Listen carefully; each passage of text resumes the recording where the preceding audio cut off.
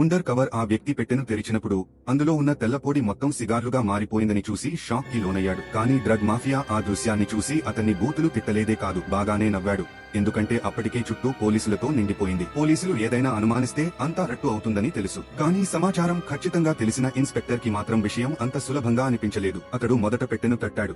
తర్వాత ఒక సిగారాన్ని తీసుకుని జాగ్రత్తగా పరిశీలించాడు. పైకి ఎటువంటి తేడా కనబడలేదు. అందుకే నేరుగా నోటిలో వేసి రుచి చూశాడు. కానీ ఆ రుచి అతని అంచనాన్ని తలకిందులుగా మార్చేసింది. సాక్ష్యాలు ఏమీ లేనందున ఇన్స్పెక్టర్ వెనుతిరిగి వెళ్లిపోయాడు. ఈ సమయంలో మాఫియా డాన్ పోలీసుల రాక తెలిసి బహుశా స్ట్రాంగ్ అనే వ్యక్తి ఉద్దేశపూర్వకంగా సరుకును మార్చేశాడేమోనని అనుకుని అతన్ని ప్రశంసించబోయాడు. కానీ స్ట్రాంగ్ ఏమీ చెప్పకముందే మాఫియా డాన్ ఒక్కసారిగా కోపంతో బొందిపోయాడు. నిజం బయటపడాలంటే సరుకును తెచ్చింది ఇద్దరే, స్ట్రాంగ్ మరియు లాంగ్ హెయిర్. అందుకే లాంగ్ హెయిర్ మీద నేరుగా తుపాకీ చూపించాడు. భయపడ్డ లాంగ్ హెయిర్ స్ట్రాంగ్ మీద పోగు పోసేందుకు ప్రయత్నించాడు. అతను తిరిగి వచ్చే మార్గంలో విమాన టికెట్ బుక్ చేశాడని చెప్పబోతుండగా స్ట్రాంగ్ అతన్ని అడ్డుకున్నాడు. వెంటనే తన గుంపుతో బయటికి వచ్చి లాంగ్ హెయిర్ తో ఎదురెదురు మాట్లాడేందుకు సిద్ధమయ్యాడు. అతనిని మోసం చేశాడని భావించిన లాంగ్ హెయిర్ ఆగ్రహంతో నేరుగా స్ట్రాంగ్ మీద దాడికి దిగాడు. అయితే స్ట్రాంగ్ ఆ అవకాశాన్ని ఉపయోగించుకుని తన మోస్తరు దెబ్బ ఉపయోగించాడు.